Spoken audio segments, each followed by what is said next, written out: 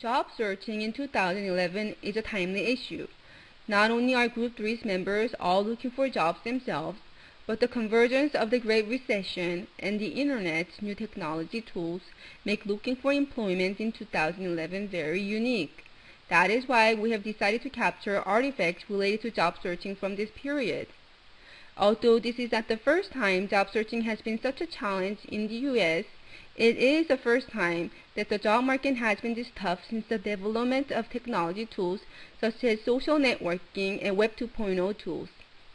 Job seekers and employers who can no longer rely on the traditional methods of seeking and recruitment have found new solutions using technology tools.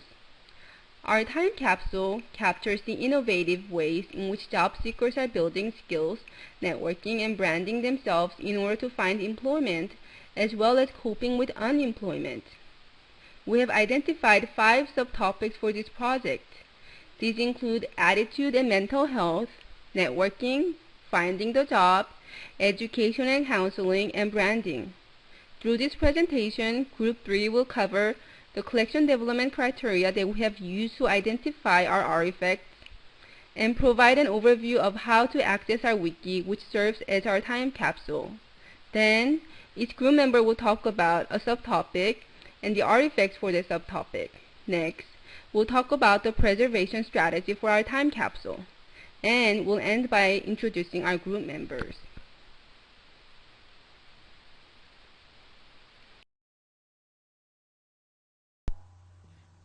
Collection development. To determine the artifacts chosen for this time capsule, several factors were taken into account. The group researched and discussed the job market in 2011 in the U.S. and how it was affecting our society. The 5 subtopics featured here were chosen because they represent growing and unique trends in the way employees search for jobs, market themselves to potential employers, and deal with being unemployed.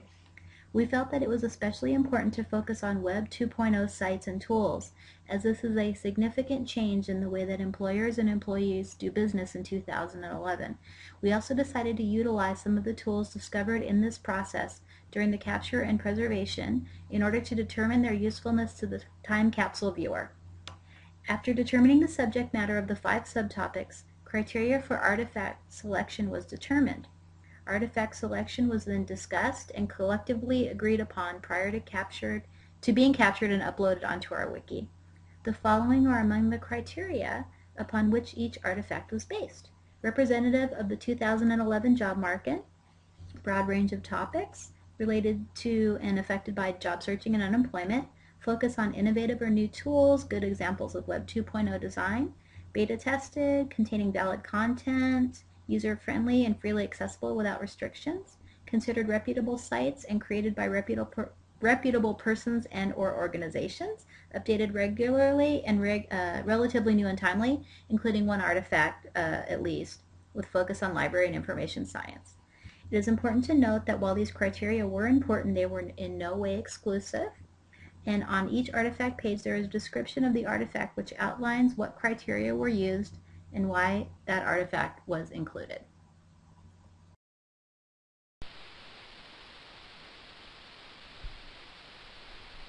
Specific measures have been taken so that current users have immediate access to the information of our time capsule. First, embedding using various methods, tools, and gadgets provided on the wiki have been used for access to visual and audio content. Second, live links to active websites, blogs, microblogs, and social networking sites have been provided. Screenshot images have also been added in order to prominently display and to illustrate the visual aspects of the artifacts. A video tutorial has been made available to users. The video tutorial will walk users through the steps needed to access and navigate the job searching wiki and demonstrate where to find content. Or, detailed instructions have been made available to users who prefer not to view the video tutorial. To access the wiki, you must first have access to the internet. A high-speed internet connection is preferred. Then users must open a web browser and enter the address for our wiki in the address bar. From the wiki homepage, you can navigate content using one or more of the following methods.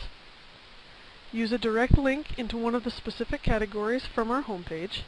Click on the Pages and Files tab to access the artifact's contents, which are separated into individual folders and items, or you can use the sidebar to the right of the primary content to access links to specific folders, pages, or artifact content.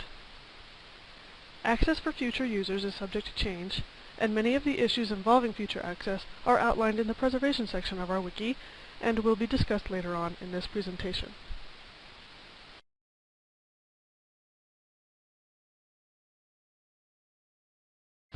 Research has suggested that unemployment on the average has a negative impact on individuals' psychological well-being.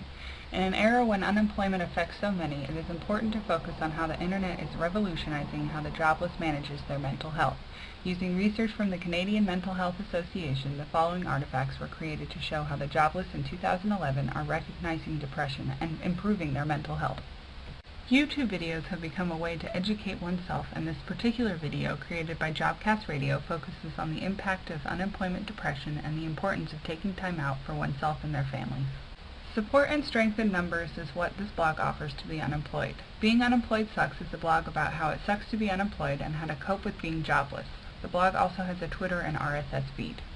Eating right and exercise play a key role in mental well-being. Spark People is an online social network related to eating right and exercise. The site has several articles and blog posts that deal with unemployment and how to stay healthy when jobless.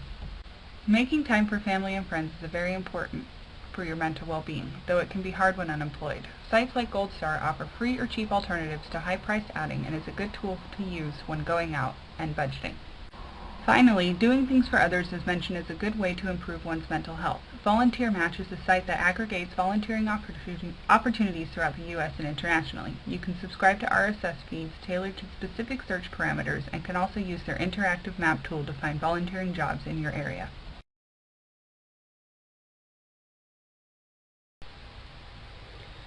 With job referral rates through networking considered one of the best forms of gaining employment, as high as 37% in some instances, the job seeker cannot ignore the need to hone their connection skills.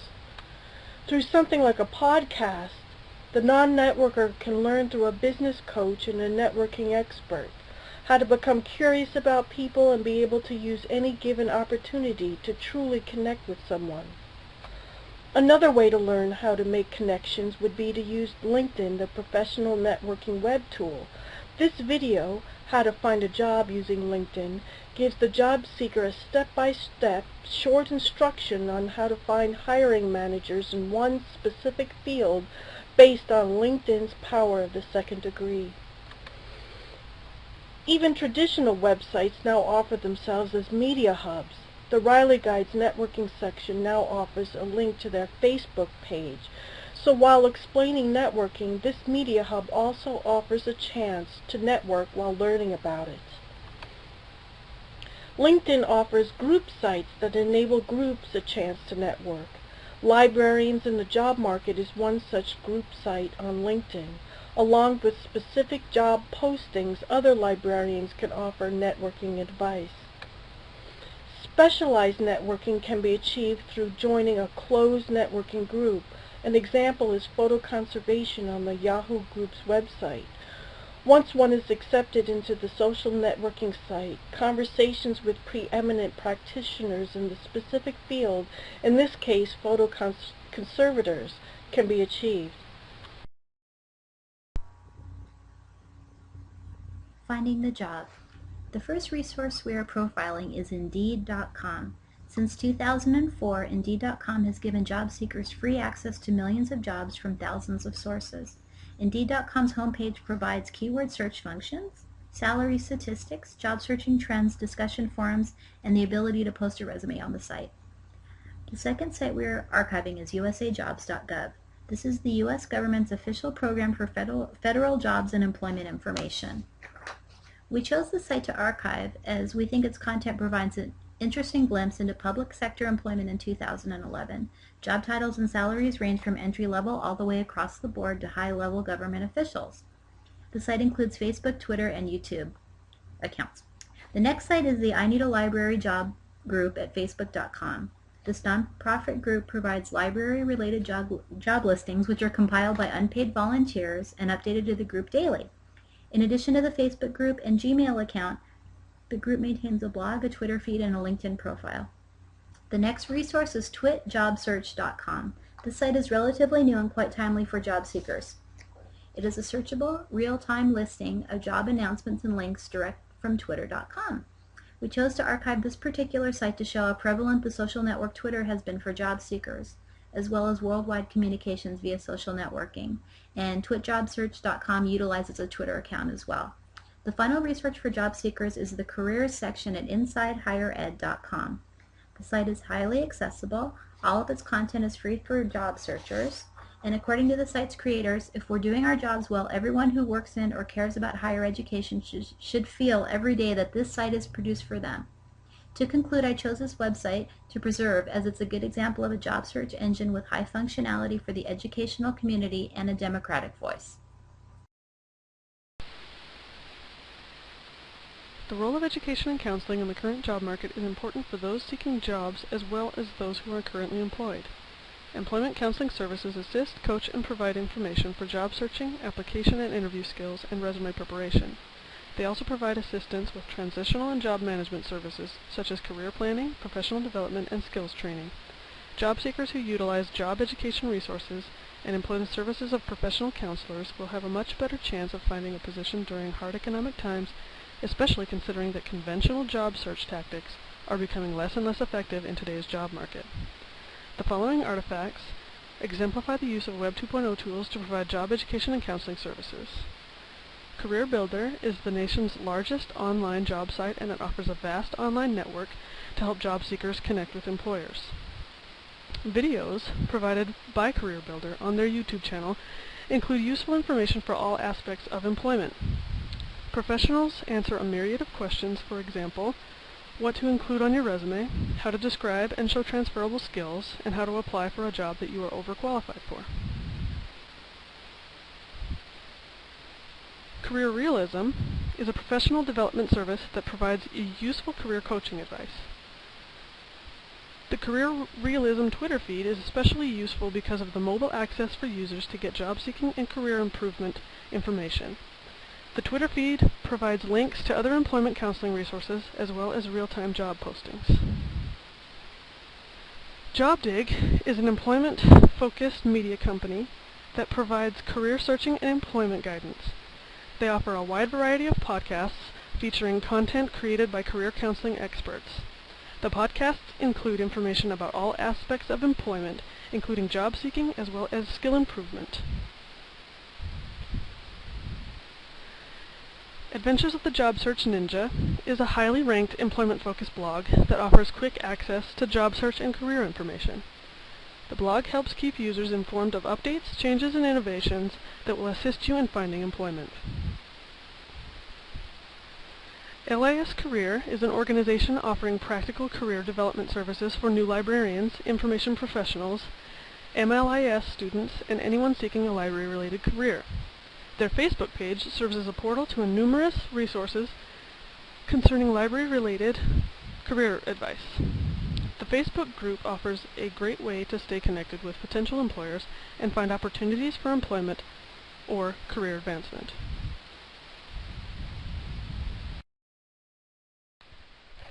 Personal branding has always been important for professionals, especially for the ones in the job market.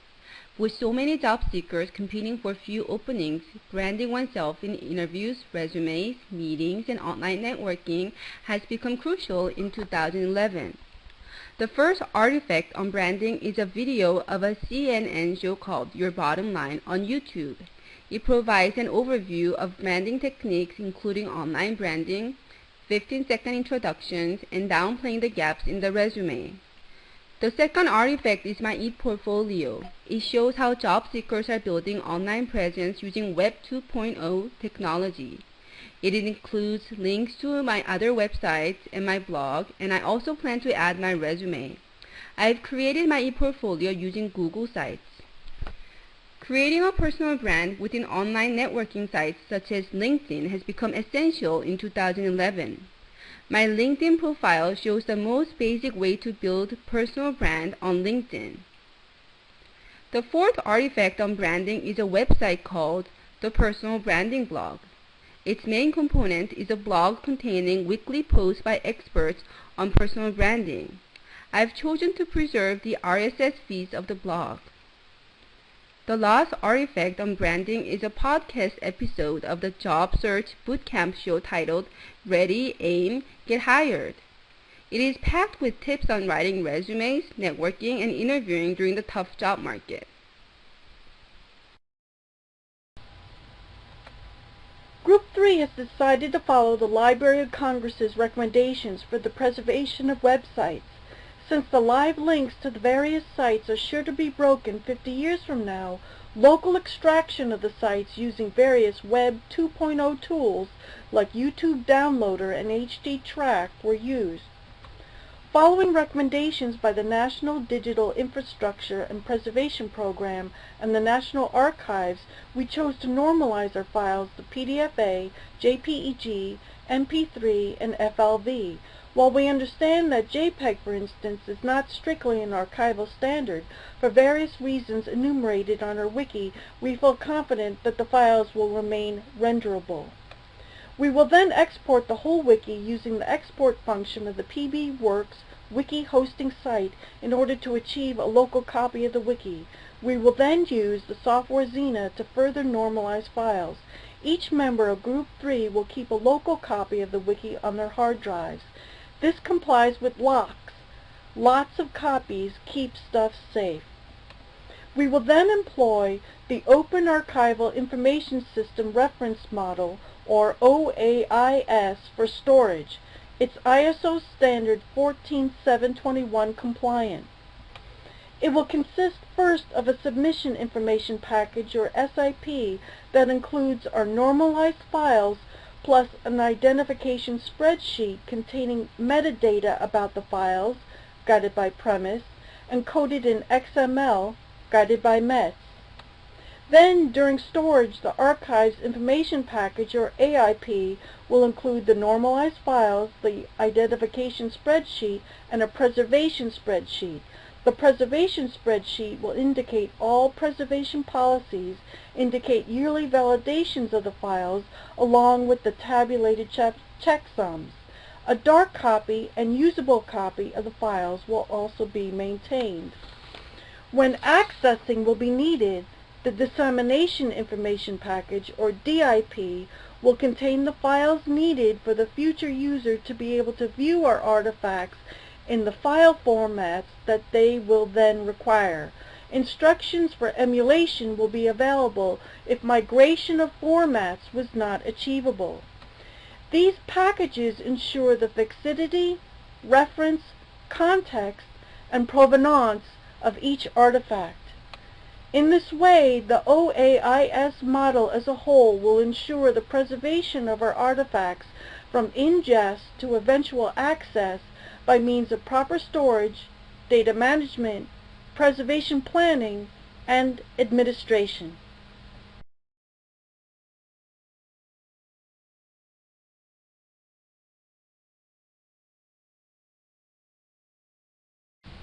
This map shows the location of the creators of this time capsule and presentation, as well as where a copy of the time capsule is stored for preservation purposes. The creators, Victoria Brennan, Randi, Lavik, Jung, Andrea, Payant, and Melissa Stone, are all students of San Jose State's MLIS program. We have or are going through stints of unemployment which have informed our discussions and our input into this time capsule.